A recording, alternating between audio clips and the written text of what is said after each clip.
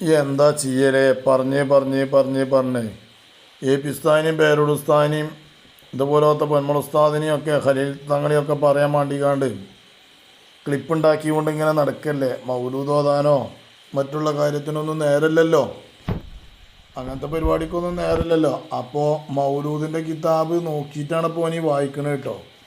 ആ നോക്കിയാണ്ട് വായിക്കണമെന്ന് കേട്ടോക്കാണ്. നൗഷാദാണ് ഇപ്പോൾ ഇത് ചെയ്യണത്. അപ്പോൾ ഇൽമ ആരിൽ നിന്നാണ് ഊരിക്കണത്, ആരെ ഇൽമാണ് നാഫിയ അല്ലാത്തത് നിങ്ങൾക്ക് ഇതൊക്കെ കേൾക്കുമ്പോൾ തന്നെ അറിയാം. ഇതൊക്കെ ചെറിയ ചെറിയ കുട്ടികൾക്ക് വരെ അറിയുന്ന കാര്യം ഇവൻ എന്ത് ചെയ്യാണ്, പേച്ചു പോവുകയാണ്. അപ്പോൾ പേച്ചുകാണ്ട് ചെല്ലണം നോക്കാൻ ഒരൊറ്റ വരി. ومن علومك علم اللوح والقلم. കണ്ടില്ല നിങ്ങൾ? ومن علومك علم اللوح والقلم. ആ ചുവപ്പ് വിരട്ടിൻ്റെ മുകളിൽ കണ്ടില്ലേ, ആ രൂപത്തിൽ പാടേണ്ടത് ഓൻ പാടിയത് നിങ്ങൾ കേട്ടില്ലേ. അപ്പോൾ അതൊക്കെ പേക്കണം എന്താ നിങ്ങൾ, വലിയ വലിയ ആലിമീങ്ങളെ പറയുകയാണ്. ആ പറയുന്ന ശാപം എല്ലായിടത്തും വായിക്കണോടത്ത് പറ്റിപ്പോവുകയാണ്. അത്ര വായിക്കാൻ കിട്ടാത്ത പൊട്ടനൊന്നല്ലോന്, പക്ഷേ ഓനെ പൊട്ടനായി പോവുകയാണ്. എന്താ ചെയ്യാം? അയാളുടെ പിന്നിൽ ആളുണ്ട്, പണം ഉണ്ടെങ്കിൽ ആളുണ്ടാവുമല്ലോ. 2 ദിവസം മുമ്പൊക്കെ നമ്മൾ കാണുന്നില്ലേ, ഒരു മുതലാളി അവിടെ ആരോ മരണപ്പെട്ടപ്പോഴേക്കും എത്ര ആളുകൾ അവിടേക്ക് ദുആക്ക് വേണ്ടത്. അത് പോകും, പഴമക്കാരതിനെ ചൊല്ലി പറയാണ്ട്. അത് ഞാൻ അപ്പോൾ അവിടെ പറയണില്ല. എൻ്റെ ചൊല്ലിച്ച് പറഞ്ഞോ, എൻ്റെ ആ സ്റ്റേജിലേ പറയാൻ പറ്റുള്ളൂ, വേറെ സ്റ്റേജിലേ പറയാൻ പറ്റൂല. അവിടെയൊക്കെ പറയാൻ പറ്റിയത് അതൊക്കെയാണ്. കാരണം എന്താ പറയുക, നിങ്ങൾക്കിപ്പോൾ എവിടെ ആര് മരിച്ചാലും പോകാൻ പറ്റണില്ല. അവിടെയൊക്കെ ചെന്നാൽ നിങ്ങളിങ്ങനെ ഒന്ന് ദ്വാരക്കാനും അയക്കൂല. ഒരു ജാതിയും അയിത്തുള്ള ആൾക്കാരെ മാറ്റി നിർത്തുകയാണ്. അപ്പോൾ നിങ്ങൾക്ക് ബോധ്യപ്പെടുന്നുണ്ട്. എന്താ ചെയ്യുക? എടാ, ഞങ്ങളെ നേതാക്കന്മാർ എന്ന് പറഞ്ഞാൽ എന്താ കരുതിയിരിക്കണത്? ഞങ്ങളെ നേതാവ് തമിഴ്നാട്ടിൽ ചെന്നപ്പോൾ എന്താ കാട്ടിയറിയിച്ച് 10 കോടി ഉറുപ്പിക 50 ഏക്കർ സ്ഥലമാണ് കൊടുക്കുന്നത്. നിങ്ങളെ കേരളത്തിലുള്ള മർക്കസിൻ്റെ മാതിരിയുള്ള മർക്കസ് ഉണ്ടാക്കി തരുന്നതാണ്. അതാണ് ഞങ്ങളെ നേതാക്കന്മാർ. ഇന്നലെ ഉള്ളാളത്ത് അവിടെ കർണാടകയിൽ എവിടെ പോയല്ലോ, എന്നിട്ട് എന്തുണ്ടായി? എണ്ണ അടിച്ചുള്ള കായിട്ടിയോ? അതാണ് എൻ്റെ ആൾക്കാരെ കോലം. ഇതങ്ങനല്ല. ഇനി കേട്ടോക്ക്, വേറെ AP ഉസ്താദിൻ്റെ സംഘടനയിൽ അല്ലാത്തൊരു മൗലിയരാണ് പ്രസംഗിക്കണത്. അതൊന്ന് കേട്ടോക്ക്. ഇനി അതിലുള്ള ആൾക്കാർ പറയണ്ട, വേറെ മൗലിയർ. കാന്തപുരം AP അബൂബക്കർ ഉസ്താദിന് തമിഴ്നാട്ടിൽ 50 കോടി രൂപയും എത്ര 50 ഏക്കറും 10 കോടി രൂപയും. 50 ഏക്കറും 10. എനിക്കറിയാൻ ഈ വിവാദമാവുമെന്ന്. നിങ്ങൾ വിവാദമാക്കുമെന്നല്ല, ഇതാണല്ലോ വേറെ ഒരു കുത്തിത്തിരിപ്പിന്റെ ആളുകൾക്ക്. ഇതാണ് ഞാൻ പറഞ്ഞത്, ഹക്കായ കാര്യമാണ്. അതുകൊണ്ടാണ് രണ്ടും പറഞ്ഞത്. സമസ്തയുടെ AP EKയും പറഞ്ഞത് അതുകൊണ്ടാ. 10 കോടി രൂപയും 50 ഏക്കറും. എന്നിട്ട് പറഞ്ഞു, നിങ്ങളുടെ കേരളത്തിലെ സ്ഥാപനം പോലെ ഞങ്ങൾക്ക് ഇവിടെ സ്ഥാപനം വേണം. ഉലമാക്കളുടെ പിന്നാലെ പണമായിട്ട് ആൾക്കാർ വരും. അതിന് അസൂയപ്പെട്ടിട്ട് കാര്യമില്ല. അതെന്തുകൊണ്ടാണ്? ദുനിയാവ് വേണ്ടാന്ന് വെച്ചത് കൊണ്ടാണ്. ആ ദുനിയാവ് വേണ്ട എന്ന് വെക്കുന്നവർക്ക് അല്ലാഹു തആല ദുനിയാവിനെ കൊടുക്കും. ഇനി ദുനിയാവ് വേണമെന്ന് വെച്ചാലോ,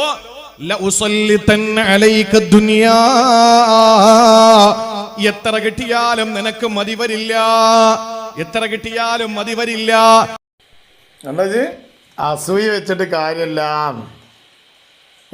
ഇതൊരു കാന്തപുരം മൂല്യരല്ല പറയണത്, കാന്തപുരം വിഭാഗത്തിൽപ്പെട്ടൊരു മൂല്യരല്ല പറയണത്. അപ്പോൾ അതിനൊന്നും അസൂയ വെച്ചിട്ട് കാര്യമില്ല, കുത്തിത്തിരിപ്പേറ്റ് നടന്നിട്ട് കാര്യമില്ല. അതിനൊക്കെ ഒരു തൗഫീക്ക് വേണം, ഒരു ഹള്ള് വേണം. അങ്ങനത്തെ കിട്ടുള്ളൂ. നിങ്ങൾ അവിടേക്ക് കാന്തപുരം ഉസ്താദ് തമിഴ്നാട്ടിൽ ചെന്ന് പ്രസംഗിക്കാൻ വേണ്ടി അവിടെ ചെന്ന് നോക്കുമ്പോൾ വലിയൊരു മുതലാളി ചെന്നിട്ട് പറയാം, 50 ഏക്കർ ഭൂമിയും, എത്ര, 1 ഏക്കറല്ല, 2 ഏക്കറല്ല, 3 അല്ല, 50 ഏക്കർ ഭൂമിയും 10 കോടി ഉറുപ്പിക നിങ്ങൾ ഏൽപ്പിച്ചു. എത്ര? 50 ഏക്കർ ഭൂമിയും 10 കോടി ഉറുപ്പിക നിങ്ങൾ ഏൽപ്പിച്ചു. അത് ഞാൻ തരാൻ ഏറ്റു കഴിഞ്ഞു. നിങ്ങൾ ചെയ്യേണ്ട ഒരു പണിയുള്ളൂ. എന്താ പണി അറിയോ? നിങ്ങൾ കേരളത്തിലുണ്ടാക്കിയ മർക്കസ് ഉണ്ടല്ലോ, അതുപോലത്തെ ഒരു ദീനീ സ്ഥാപനം ഞങ്ങൾക്ക് ഇവിടെ ഉണ്ടാക്കി തരണം. അത് ഞങ്ങൾക്ക് ഇവിടെ ഉണ്ടാക്കി തരണം.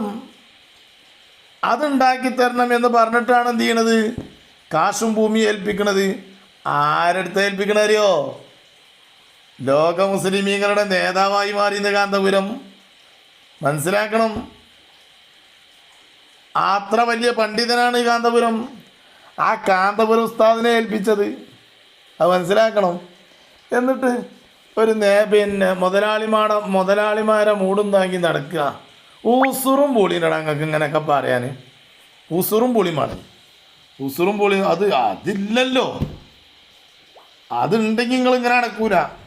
നമ്മൾ മശായിഖന്മാർ. ആരാപ്പ നമ്മൾ മശായിഖന്മാരെന്നാണ്? ഈ തൊലിച്ചിയോ? ഈ ബംബൈസാണോ? ഈ ബംബൈസാണോ നമ്മൾ മശായിഖന്മാരെന്നാ? മശായിഖന്മാരെ കൂട്ടത്തിൽ എന്നാ കഴിഞ്ഞ മശായിഖന്മാരെ കഥ. അവർ നമ്മൾ കേൾക്കേണ്ട കാര്യങ്ങൾ നമ്മുടെ ഉസ്താദുമാർക്ക് നിർദ്ദേശം നൽകി അവരിവിടെ കേൾപ്പിക്കുമ്പോൾ നമ്മളത് ഗൗരവത്തോടെ കാണണം. എന്താ ഈ കോന്തന് ഈ പറഞ്ഞത്? നിങ്ങൾക്ക് ആർക്കെങ്കിലും മനസ്സിലായോ? എന്താ ഇപ്പോൾ പിന്നെ ഈ പറഞ്ഞത്? നിങ്ങൾക്ക് ആർക്കെങ്കിലും മനസ്സിലായോ? അത് എന്തുകൊണ്ടാണ് അങ്ങനെ വരുന്നത്? നിങ്ങൾ മശായിഖന്മാരെ കുരുത്തക്കേട് കെട്ടിയതുകൊണ്ടാണ്. അത് നമ്മൾ കേൾക്കേണ്ടതുപോലെ കേൾക്കാതെ പോയാൽ, ഉൾക്കൊള്ളേണ്ടതുപോലെ ഉൾക്കൊള്ളാതെ പോയാൽ അതുകൊണ്ട് വലിയ നഷ്ടം നമുക്കുണ്ടാകും. എന്താ ഇപ്പോൾ ബനി പറഞ്ഞതിൽ എന്ത് നഷ്ടം ഉണ്ടാവും എന്ന് പറയണത്? എന്താണ് ഇപ്പോൾ ബനി പറയണത്? ഇറ്റങ്ങൾക്ക് ആകെ പറഞ്ഞ് പീരാന്തായോ? മഹാന്മാരെ അളക്കാൻ നമ്മളെ ഈ ഫിഖ് കൊണ്ട് മതിയാകൂല. അതല്ലേ ഈ പറയണത്? നഅൂദുബില്ല. ഇസ്ലാം തന്നെ പുറത്ത് പോണ വർത്താനായിട്ടാണ് ഈ പമ്പേഴ്സൊക്കെ ഇറങ്ങിയിട്ടുള്ളത് കേട്ടോ. മഹാന്മാരെ അളക്കാൻ നമ്മളുടെ ഈ ഫിഖ് കൊണ്ടൊന്നും മതിയാവില്ല. ഇവിടുത്തെ ഇബ്നു ഹജറുൽ ഹൈതമി തങ്ങളും സൈനുദ്ദീൻ മഖ്ദൂമ തങ്ങളും ഷാഫി ഇമാമും ഹനഫി ഇമാമും ഹംബലി ഇമാമും മാലിക്കി ഇമാമും പിന്നെ ഉണ്ടാക്കിയ ഈ ഫിഖ് കൊണ്ടൊന്നും എന്ത് ചെയ്യൂല, മതിയാവൂല. പിന്നെ എന്തുകൊണ്ടാണ് പൊട്ടാൻ മതിയാകുക? എൻ്റെ ഷെയ്ഖിൻ്റെ എൻ്റെ കാട്ടുകളിൻ്റെ പിന്നെ 1500 അടി താഴത്താണ് റസൂലുള്ളാഹിൻ്റെ ഖബറ്. അവിടേക്ക് ഞാൻ യോഗത്തിന് പോകലുണ്ട് എന്ന് പറഞ്ഞാൽ ഇതുപോലത്തെ ഉടായിപ്പ് വാക്കുകളാണോ അംഗീകരിക്കേണ്ടത്? ഫിഖ് ഒന്നുമല്ല അംഗീകരിക്കേണ്ടത്. സുബ്ഹാന ജല്ല ജലാലു. ഇവൻ്റെ ഒപ്പൊക്കെ കൂടുന്ന ആൾക്കാർ നല്ലോണം സൂക്ഷിച്ചോളിട്ടോ, നല്ലോണം സൂക്ഷിച്ചോളി. ആലവി സഖാഫി ഇതിനെ പറ്റിയാണ്ട് പറയുന്നുണ്ട്. അതൊന്ന് കേട്ടു നോക്കാം നമുക്ക്. ഇതറിയാം, അതൊക്കെ സാധാരണ സംശയമാണ്. ഗസ്സാലി ഇമാമിന്റെ കിതാബ് അയ്യുഹൽ വലദ് എന്ന കിതാബ് എടുത്ത് ഞാൻ വായിച്ചു. നിങ്ങൾ ശ്രദ്ധിച്ചോന്ന് എനിക്കറിയില്ല. അതിൽ പറഞ്ഞതെന്താ?